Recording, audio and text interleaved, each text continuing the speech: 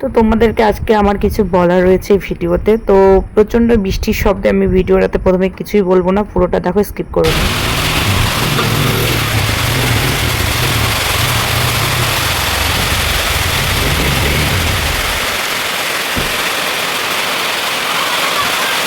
আচ্ছা যা গা তো ডুবে গেলে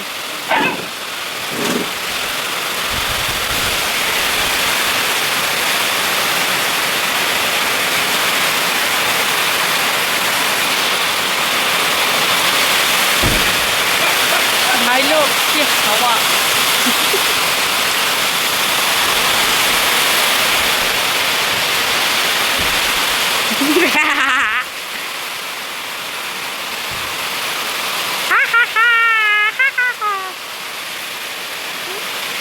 তো good morning everyone, welcome back to my channel Pompi lifestyle 100-কে।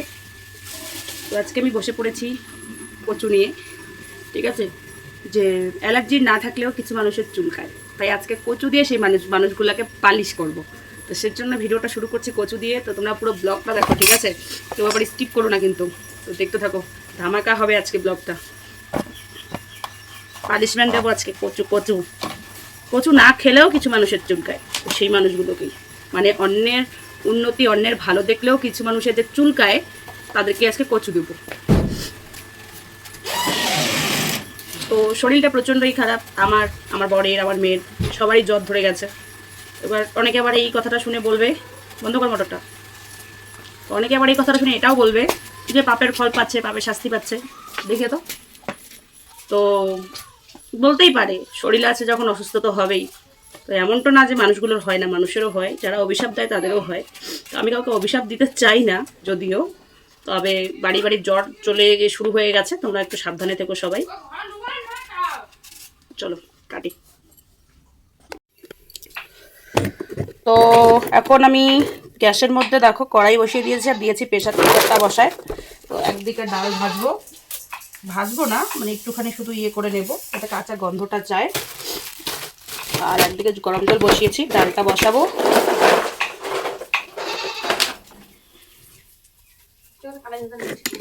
তোর তো আর কি,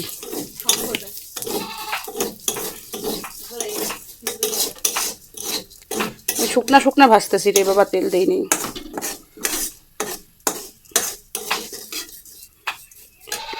উনুনে বসিয়েছি ভাত,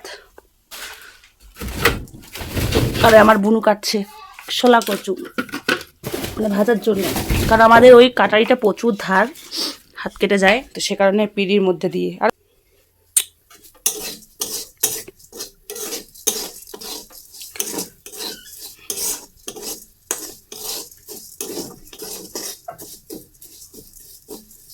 তো বেলা এখন মনে করো ওই 11টা বাজে হয়তো।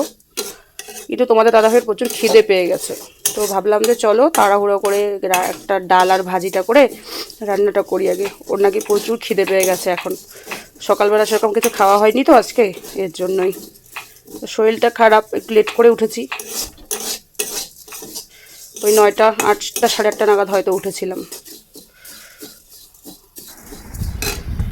তো রান্না বান্না আমাদের হয়ে গেছিলো প্রায় শেষের দিকে।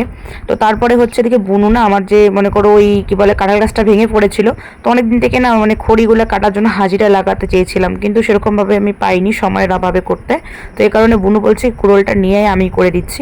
তো ও খড়িগুলো কেটে দিচ্ছে, আর আমি কিছু হচ্ছে ওই ভুট্টা ক্ষেতের যে মানে ভুট্টা গাছগুলো সেগুলোও কাটলাম।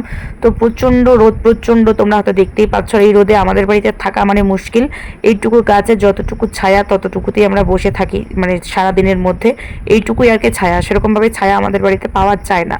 তো যাই হোক, আস্তে আস্তে গাছগাছালা উঠছে, ভবিষ্যতে দেখা যাক কী হবে, তোমরা তো দেখতেই পাবে যদি বেঁচে থাকি। তো বুনু খড়িগুলো কাটছিল, আমি একটুখানি ইয়ার্কিও করছিলাম। অনেকে তোমরা ব্লগে মানে শর্ট ভিডিওটা দেখেও নিয়েছো। আর জ্বরের জন্য আমার গলার ভয়েসটা খুবই খারাপ, সে কারণে একটু কথাগুলো হয়তো অন্যরকম লাগবে, তোমরা ম্যানেজ করে নিও। তারপরে রোদের মধ্যে গিয়ে তোমাদের দাদাভাই বসে বক বক করছিল। বুনু ভিডিওটা করেছে, অ্যাকচুয়ালি আমি করিনি। তো তারপর পরে এডিট করার সময় দেখলাম, তাই ভাবলাম চলো শেয়ার করে দিই। তো পরে হচ্ছে এসেছিল আমার 2 ভাই। তো ভাই আসার পরে আমাদের বাড়িতে কি খেলাটা জমেছে তোমরা জাস্ট দেখো। কি করছিস ক? আমার ট্রেনিং তো ট্রেনিং ভবিষ্যতে দিলে করিব। রাজিতা কিছু কর, ভবিষ্যতে আমরা কি করব বলে ট্রেনিং দিলি? ভবিষ্যতে চানাটা এলাই করি খাবে। আলু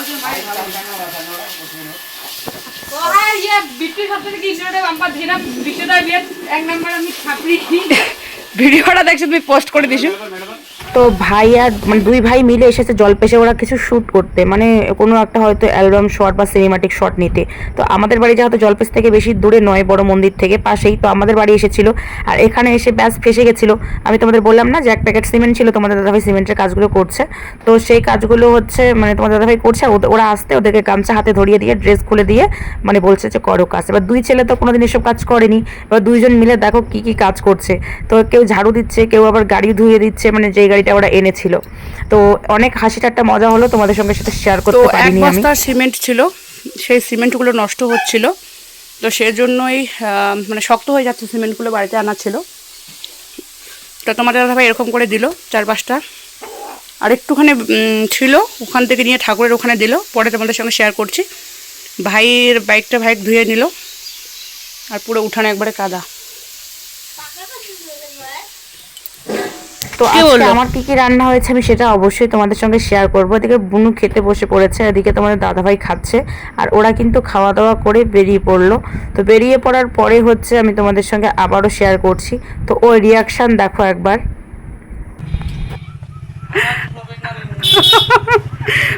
প্রফেশনাল ইঞ্জিনিয়ার এল্লা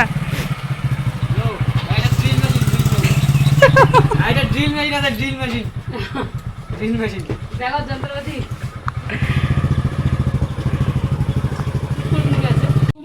তো ওরাও এখন বাড়ি যাচ্ছে, আর আমি এখন ব্লগটা আজকে এখানেই শেষ করছি। কেমন হয়েছে অবশ্যই কমেন্ট করে জানাবে।